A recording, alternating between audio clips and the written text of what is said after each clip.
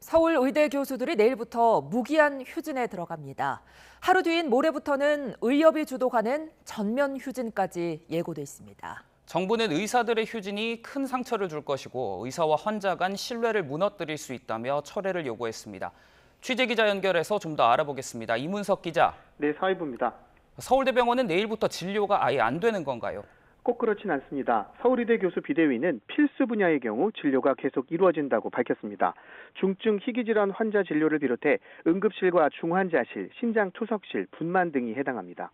다른 병원에서 진료가 가능하거나 진료를 미뤄도 큰 영향이 없는 환자의 외래 진료와 수술만 중단하는 거라고 설명했습니다.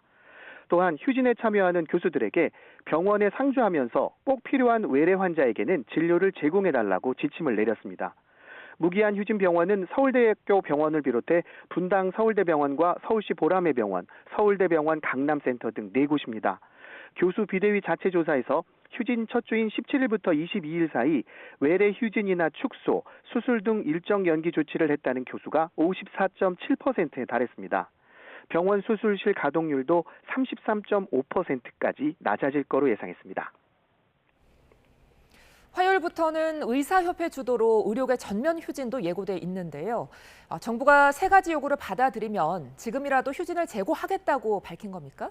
네, 그렇습니다. 의사협회는 오늘 오후 보도자료를 내고 정부에 3가지 요구안을 제시했습니다. 의대 정원 증원안 재논의, 필수 의료 정책 패키지 쟁점 사안 수정과 보완, 그리고 전공의 의대생에 대한 행정명령과 처분 소급 취소를 비롯해 사법처리 위협 중단입니다. 의협은 오늘 밤 11시까지 정부가 이 요구들을 받아들인다면 전면 휴진을 보류하기 위해 투표를 진행하겠다고 전했습니다.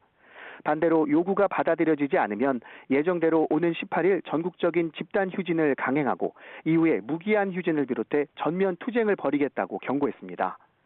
이런 가운데 18일 휴진에 전체 병원의 4% 정도가 참여하겠다고 신고했습니다. 하지만 개원가라고 부르는 보통 우리가 아플 때 찾아가는 동네 병원들이 포함된 데다 의대 교수 단체들도 동참해서 휴진 체감도는 이보다 높을 거로 보입니다. 분만 병의원협회와 아동병원협회, 뇌전증 지원병원 협의체는 집단 휴진에 불참하겠다고 공식 발표했습니다. 응급의학회와 마취통증의학회도 의협을 지지하긴 해도 진료를 멈추진 않겠다고 밝혔습니다. 정부는 의료계에 지금이라도 집단 휴진을 취소해달라고 당부했죠. 네, 그렇습니다. 한덕수 총리는 오늘 중앙재난안전대책본부 회의를 주재하면서 아픈 분들이 눈물로 호소하는데 의료계가 집단휴진 결정을 바꾸지 않은 것에 깊은 유감을 표했습니다. 의사협회가 전국적으로 집단 진료 거부에 동참하도록 개원이들을 독려하고 있다며 이런 행동은 우리 사회에 상처를 남기고 의사와 환자가 쌓은 신뢰를 무너뜨리는 일이라고 우려했습니다. 또한 의료계가 의료개혁의 틀 안에 들어와 정부와 대화해 줄 것을 촉구하면서 의사들에게 환자 곁을 지켜주길 재차 호소했습니다. 직접 들어보겠습니다. 모든 의사님들이 집단 휴진에 동의하신다고는 생각하지 않습니다. 침묵하는 다수는 환자 곁을 지켜주실 것으로 믿습니다. 국민과 환자분들은 마음에서 우러나오는 존경심을 가지고 오랫동안 기억하실 것입니다. 정부는 집단 휴진이 현실화하지 않도록 마지막까지 최선을 다해 설득한다는 입장입니다. 오는 18일 전체 의료기관에 업무 개시 명령을 내릴 예정이며 휴진 상황을 파악해 다양한 방법으로 대체 병원을 안내하는 등 국민 불편을 줄이겠다고 밝혔습니다. 지금까지 사회부에서 YTN 이문석입니다.